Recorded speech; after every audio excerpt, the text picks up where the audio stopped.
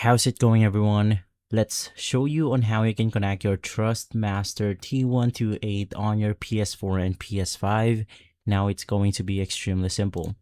Basically, the first thing that you want to do is to navigate through the PS button on your wheel.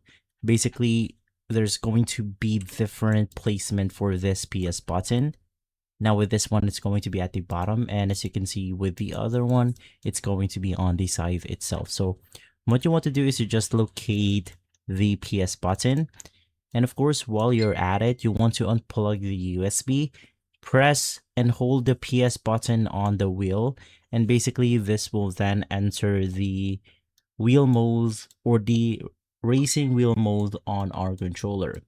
Once again, just make sure that it's unplugged from your console, and then you want to hold click the PS button until you go through the racing wheel mode. From there, we can verify the racing wheel mode by the LED on the wheelbase. Basically, it's a solid light, not flashing. And from there, we could plug the wheel directly onto the console's USB port. Once again, you can only do this after the LED light on the wheelbase is basically solid.